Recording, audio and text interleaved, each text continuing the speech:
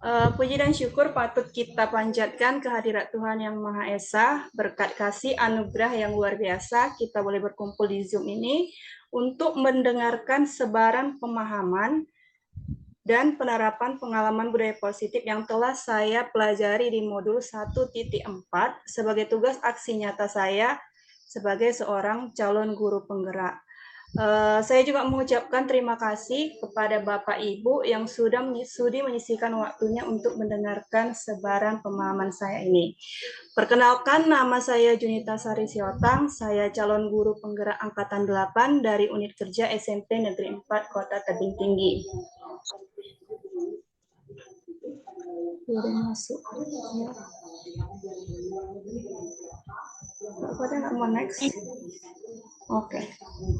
Nah, di sini ada 8 konsep inti dari budaya positif yang sudah saya pelajari dari modul 1.4, yaitu yang pertama, perubahan paradigma belajar, yang kedua, disiplin positif, yang ketiga, nilai-nilai kebajikan, yang keempat, kebutuhan dasar manusia, yang kelima, motivasi perilaku manusia, yang keenam, posisi kontrol guru, yang ketujuh, keyakinan kelas, dan yang terakhir, segitiga restitusi.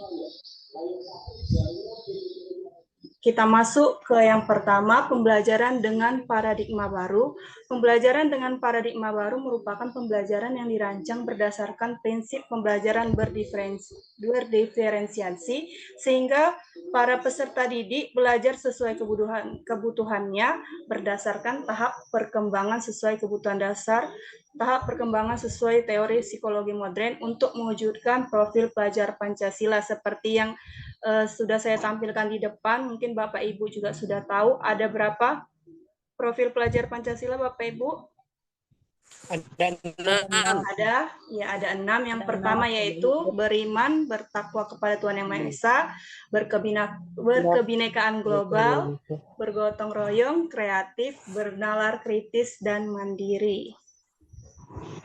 Selanjutnya di layar sudah saya tampilkan biasanya teori kontrol itu salah tentang guru. Jadi di sini ada gambar guru yang seolah-olah sedang mengontrol muridnya. Ini ada ilusi dari gambar ini kita bisa ketahui selama ini guru itu lebih mendominasi atau mengontrol murid. Kemudian bahwa selama ini kritik dan membuat rasa bersalah mampu menguatkan karakter murid. Kemudian ada ilusi bahwa semua penguatan positif itu efektif dan bermanfaat, dan ilusi bahwa orang dewasa itu berhak memaksa.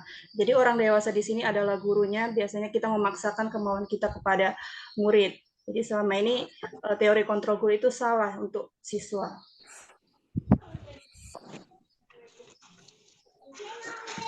Nah, di sini saya mau memaparkan, kita mau mengubah paradigma stimulus respon ke pendekatan teori kontrol. Arti stimulus respon ini adalah adanya feedback.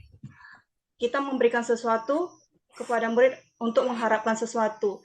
Jadi itu sudah tidak boleh lagi ya Bapak Ibu. Kita harusnya membiarkan murid itu dalam dirinya sendiri untuk berubah. Tidak perlu dari karena dia mengharapkan sesuatu maka melakukan sesuatu itu juga.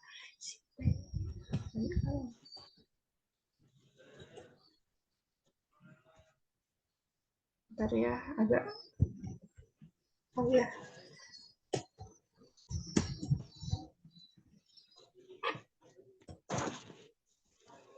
Udah bergerak dia, Pak, Bapak Ibu? Belum, Bu. Nggak bisa bergerak dia.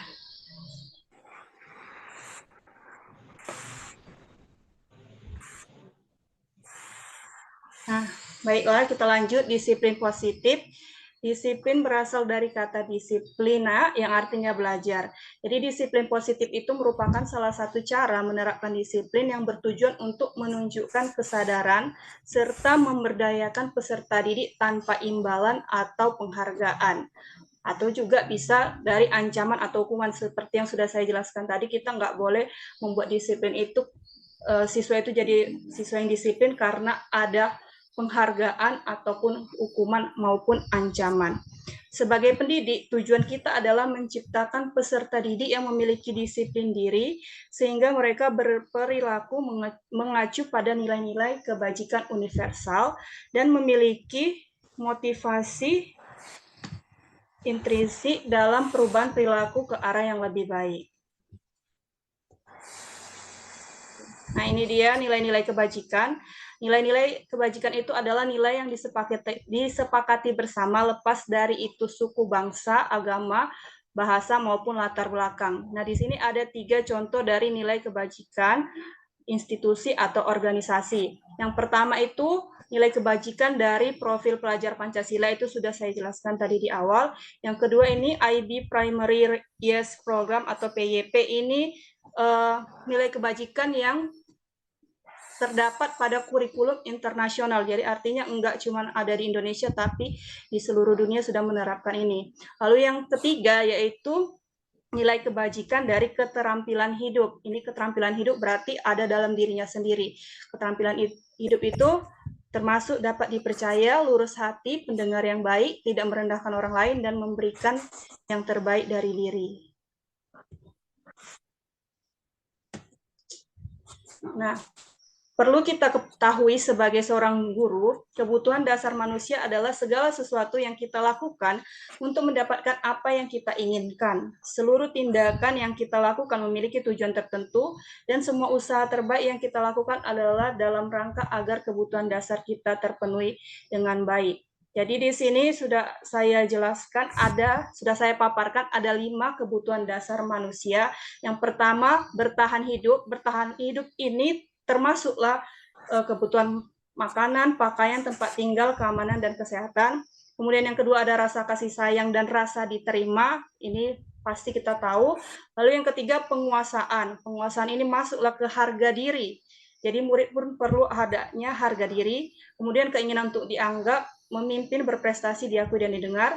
Kemudian kebutuhan dasar yang keempat yaitu kebebasan, dan yang terakhir adalah kesenangan. Jadi di kesenangan ini kita lihat siswa itu berhak untuk bermain, mereka boleh tertawa, dan juga bersikap antusias. Nah, ini tadi yang sudah saya jelaskan, motivasi perilaku manusia. Ada 2 jenis motivasi perilaku manusia. Yang pertama itu motivasi ekstrinsik. Ekstrinsik itu berarti dari luar. Mereka ingin berubah itu karena untuk menghindari ketidaknyamanan atau hukuman, atau bisa saja untuk mendapatkan imbalan atau penghargaan dari orang lain. Nah, ini yang tidak baik ya Bapak Ibu. Sementara kalau dia memiliki motivasi intrinsik dalam dirinya, ini untuk menjadi orang yang mereka inginkan, berarti dalam dirinya sendiri, dan menghargai dirinya dengan nilai-nilai yang sudah mereka percaya. Nah, ini ada 3 jenis dia. Motivasi diri itu berdasarkan hukuman, konsekuensi, dan restitusi. Kalau hukuman itu biasanya dibuat guru secara tidak terencana atau tiba-tiba. Kemudian murid tidak tahu apa-apa yang akan terjadi atau tidak dilibatkan. Lalu bersifat satu arah dan berupaya hukuman fisik atau psikis. Jadi misalkan dia masuk sekolah dari SD ke SMP, mereka tuh nggak punya kesepakatan, tidak buat PR, tiba-tiba gurunya menghukum. Nah, seperti itulah contoh dari hukuman. Lalu yang kedua ada konsekuensi, ini terencana atau disepakati sesuai dengan peraturan.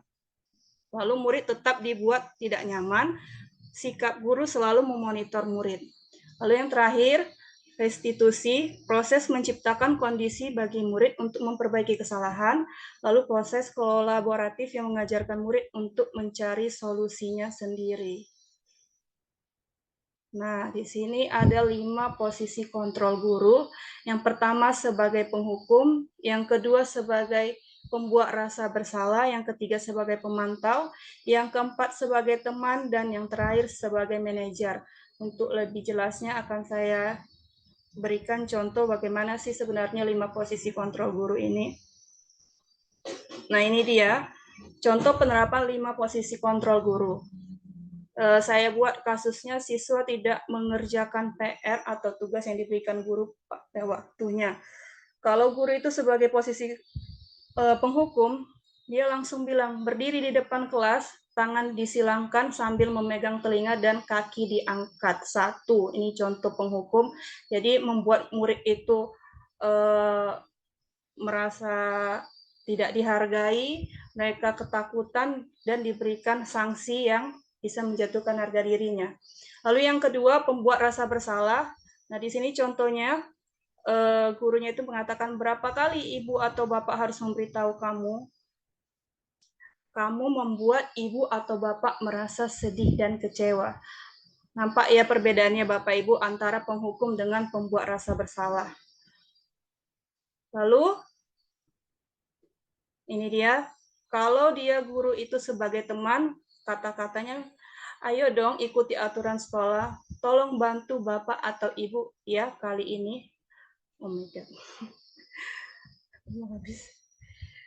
Lain kali jangan diulangi ya nak. Kemudian, kalau dia pemantau, kamu sudah melanggar kesepakatan kita nak. Kamu tahu konsekuensinya setelah istirahat atau jam pulang sekolah, kerjakan dan kumpulkan. Jangan ulangi lagi. Jadi kalau pemantau itu kita berikan dia tahu kesalahannya apa, lalu kita suruh dia untuk menanggulangi kesalahannya tersebut.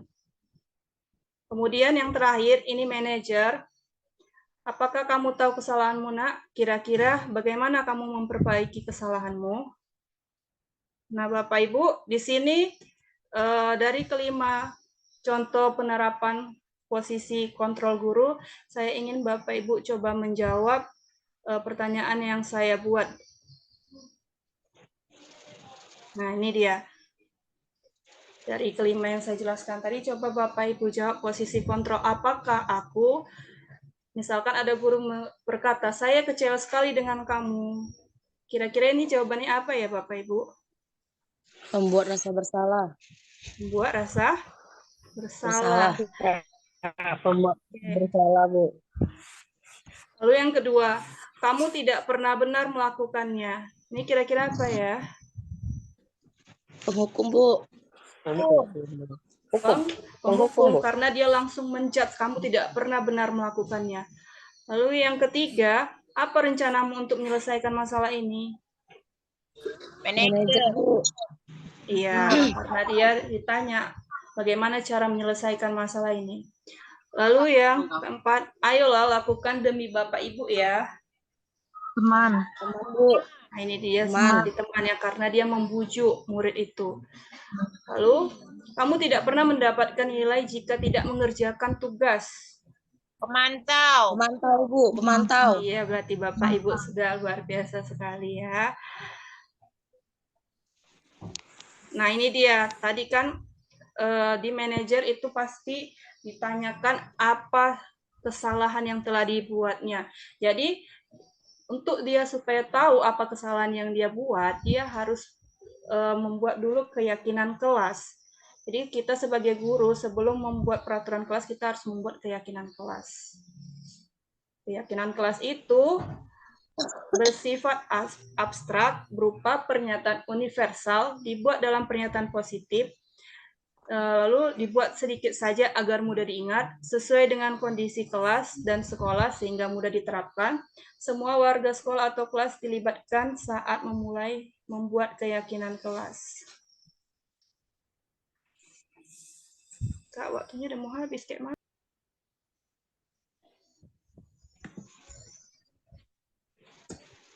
Oke, selanjutnya kita ke segitiga restitusi. Segitiga restitusi yaitu suatu proses dialog yang dijalankan oleh guru agar dapat menghasilkan murid yang mandiri dan bertanggung jawab.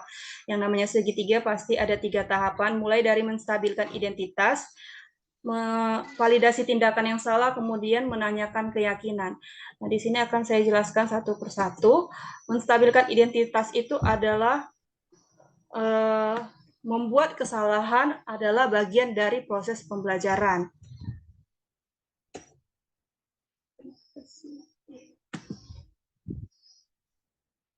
Kemudian, validasi tindakan yang salah, yaitu berdasarkan prinsip setiap perilaku berupaya memenuhi suatu kebutuhan tertentu. Dan yang terakhir, validasi tindakan yang salah, yaitu berdasarkan prinsip teori kontrol bahwa pada dasarnya kita termotivasi secara intrinsik. Baiklah, penutup dari presentasi saya ini, dalam penerapan program disiplin positif, hendaknya guru memiliki standar kepribadian, profesional, dan sosial yang baik, di mana guru mampu merefleksikan dirinya dalam posisi kontrol saat ini, bagaimana perjalanan dirinya sebagai among atau manajer yang menuntun murid-muridnya menjadi insan yang mandiri, merdeka, dan bertanggung jawab. Demikianlah hasil presentasi saya mengenai disiplin positif. Terima kasih buat Bapak Ibu yang sudah menyempatkan waktunya. Akhir kata saya ucapkan salam dan bahagia. Terima kasih, Bu. Terima kasih, Ibu.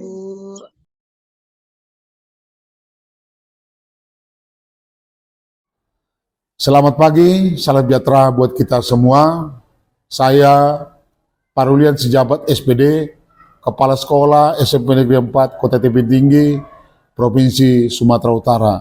Saya sebagai Kepala Sekolah sangat mengapresiasi bagaimana calon guru penggerak Angkatan ke-8 dari SMP Negeri 4 Kota Tebing Tinggi, Pak Rahmat Saputra, Ibu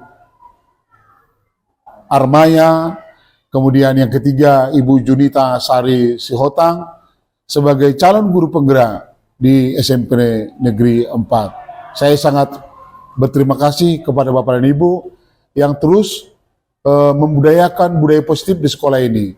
Budaya positif yang terus dikembangkan, bisa menjadi contoh bagi anak-anak. Kemudian juga bisa ditularkan kepada semua guru yang ada di SMP Negeri 4 Kota Tebing Tinggi ini, bagaimana mereka bisa mengubah hal-hal yang baik, budaya-budaya positif yang Ibu tularkan kepada mereka, mereka nanti menjadi guru-guru yang berkarakter, yang baik, yang mungkin ini bisa dicontohkan kepada anak-anak kita di SMP Negeri 4 Kota Tebing Tinggi ini. Saya berharap anak-anak juga tertular, kita berikan hal-hal yang positif kepada anak kita, agar mereka menjadi anak-anak yang berbudaya, yang mempunyai karakter yang bagus. Juga dari sisi akademik mereka bisa diteladani, agar mereka nantinya menjadi anak-anak yang benar-benar anak-anak yang kita banggakan di Kota Tebing Tinggi. Juga di sekitarnya anak-anak kita menjadi anak-anak yang contoh, menjadi teladan. Demikian juga menjadi anak-anak Indonesia yang mempunyai karakter, mempunyai akademik yang bagus, agar Indonesia tetap ke depan menjadi anak-anak yang maju. Saya kira demikian sebagai Kepala Sekolah SMP Negeri 4. Sekali lagi saya mengucapkan terima kasih kepada Bapak dan Ibu yang telah mengikuti calon guru penggerak Angkatan ke-8 ini. Semoga Bapak dan Ibu lulus bisa membangkitkan dirinya menjadi guru-guru Indonesia yang berkarakter. Saya kira demikian, terima kasih, selamat pagi, salam sejahtera buat kita semua. Assalamualaikum warahmatullahi wabarakatuh. Saya Elvian Juhri SPD, guru PJOK di SMP Negeri 4 Kota Tebing Tinggi.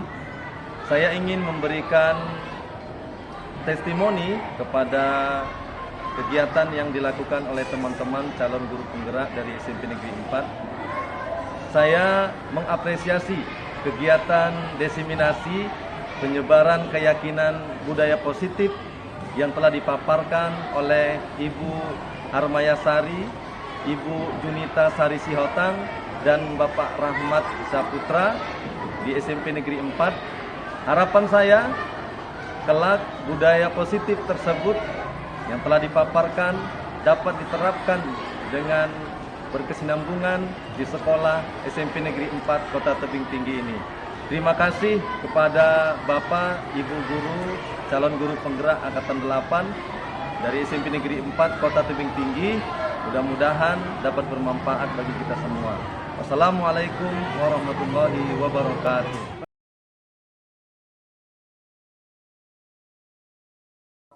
Oke, selamat pagi anak Ibu. Pagi atau siang ini? Siang. Kemarin kita udah buat peraturan kelas kan? Oke.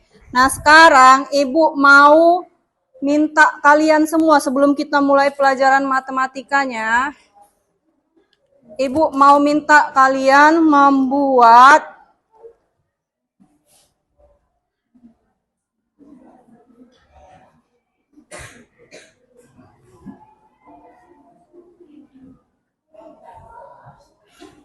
apa ini? Keyakinan kelas. Tahu apa arti keyakinan? Tahu? Apa itu keyakinan kelas? Percaya. Kamu punya keyakinan enggak? Keyakinan itu sama dengan? No. Apa keyakinanmu? Nggak tahu. Keyakinan sama kayak agama kan? Kok ditanya kamu keyakinannya apa? Sama kalau kita mau pulang sekolah dipimpin sama si Habib. Berdoa sesuai dengan kepercayaan dan keyakinan masing-masing gitu kan? Jadi keyakinan itu sama dengan agama. Kalian dari kapan belajar agama? Dari TK. Udah lama ya, udah berapa tahun? Banyak ya.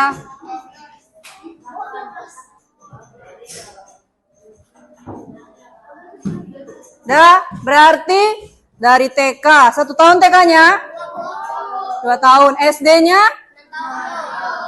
Berarti udah 7 tahun ya. Benar? Jadi berarti selama kurang lebih 7 atau 8 tahun ini, tahu nggak arti agama? Apa itu? Keyakinan. Apa arti agama? Apa nak?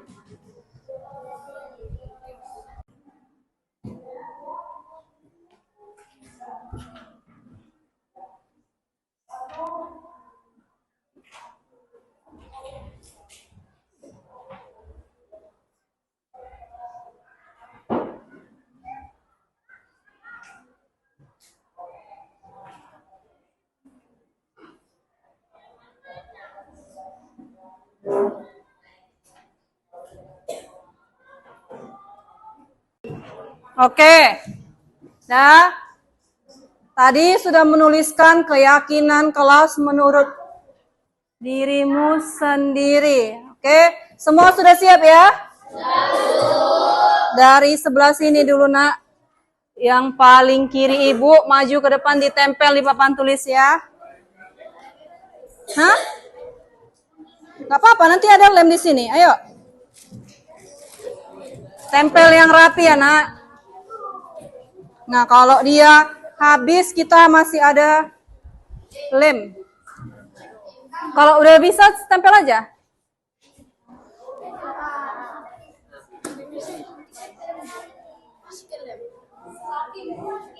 Yang rapi ya, biar muat kawannya semua. Yang rapi ditempelkan.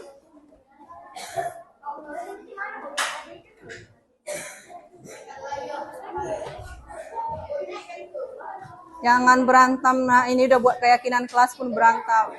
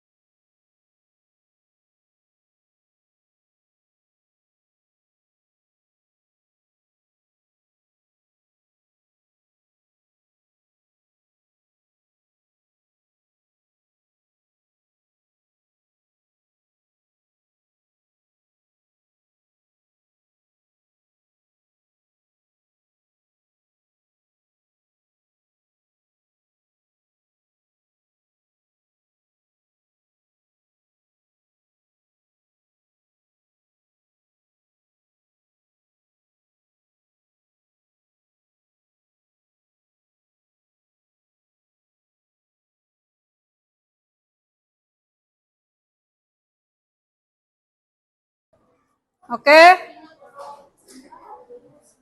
Bisa Ibu mulai?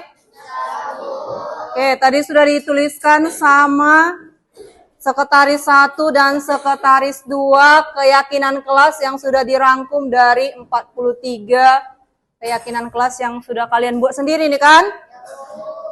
Kita cek dulu ya.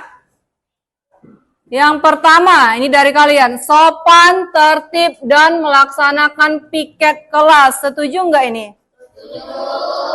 Cocok nggak? Cocok. Oke.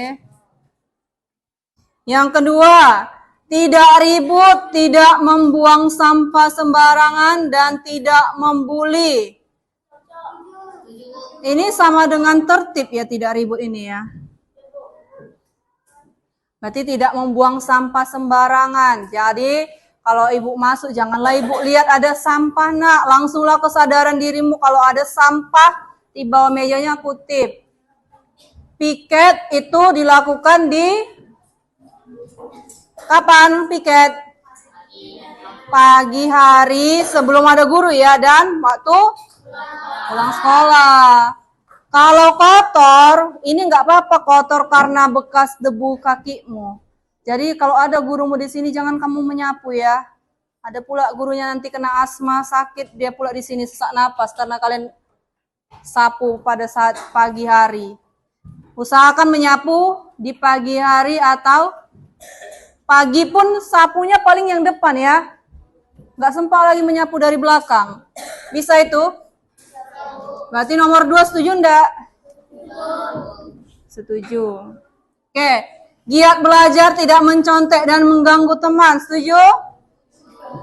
Enggak?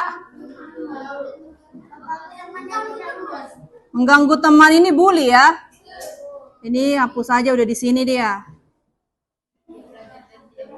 Giat belajar ini bisa ya. Giat belajar berarti artinya kalau guru menjelaskan kalian mendengarkan. Oke? Yang keempat, ini sama. Mendengarkan ibu atau bapak guru saat lagi menjelaskan. Ini nggak usah pakai saya lah. Berusaha agar kelas menjadi kelas yang kondusif dan terbersih. Jagoin yang buat ya. Ini berarti janjinya terbersih. Berarti arti apa arti paling. Berarti diantara dari kelas 7, kelas 8, kelas 9 harus paling bersih kelas kalian ya. Ini janji kalian ya. Setuju? Nah, setuju pula. Oke. Fix. Yang kelima, tidak akan melanggar peraturan di kelas. Ini nggak cocok ya. Nggak tahu peraturannya apa. Nggak usah lah ini. Dan tidak jalan-jalan saat kelas tidak ada guru. Ada nggak yang sama ini? Tertib ya. Ini nggak usah lagi. Membersihkan jendela agar bersih. Ini juga udah ya. Yang ini udah jago kali ini. Yang bersih. Oke, berarti ada berapa peraturan yang kalian buat? Ada 4. Setuju? Oke, coba. Mana tadi sekretaris? Sekretaris 1 lah ya. Ini kamu tuliskan di selembar kertas. Ini keyakinan kelas dari kalian. Yang kalau kemarin tuh kesepakatan kelas kan. Ini keyakinan kelas kalian coba dituliskan. Habis itu ini buat 1 lembar. Di lembar sebelahnya nanti buat tanda tangan kalian semua. Oke bisa? Coba tuliskan dulu sekarang. Yuk biar tanda tangan. Ini tadi ada berapa keyakinan kelas kalian jadi 4 ya. Ini ibu tanda tanganilah persetujuan ya.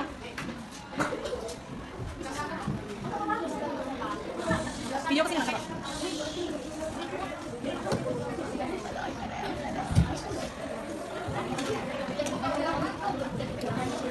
Kasih nama ketua kelas, nama buat sini. Ketua kelas. Buat namanya di bawah, tanda tangan di atas.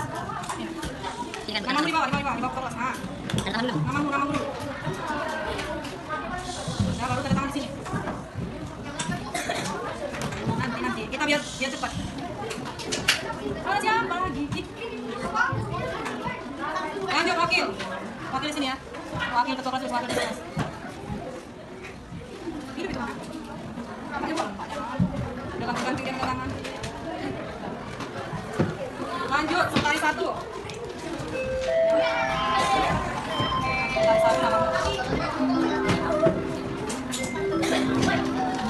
Oh, tadi bilang kalau belum siap jangan langsung ulangan.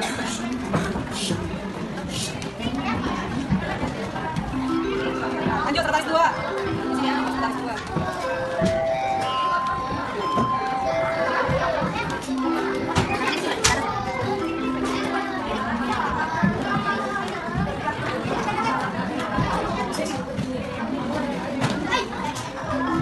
Lanjut, bendahara 1. Sini ya, bendahara 1. Di atas tangan. Ini bendahara 1 pertama, di atas.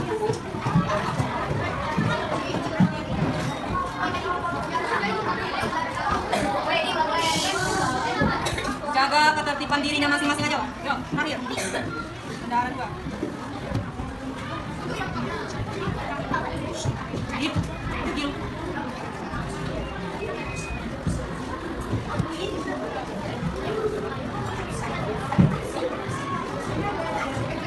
Oke, coba matikan. Perkenalkan, nama saya Raditya, siswa kelas 7 SMP Negeri 4 Kota Tebing Tinggi. Saya sangat suka dengan diskusi dalam pembuatan keyakinan kelas yang dilakukan oleh Bu Junita. Kami diikut sertakan untuk membuat peraturan kelas yang kami sepakati bersama. Terima kasih Bu Junita.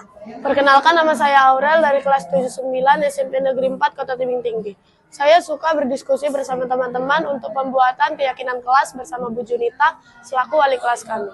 Membuat keyakinan kelas dapat membantu kami untuk menjadi pelajar yang demokratis dan mampu mengemukakan pendapat kami. Saya senang karena diikut sertakan dalam pembuatan peraturan kelas kami sendiri. Terima kasih Bu Junita.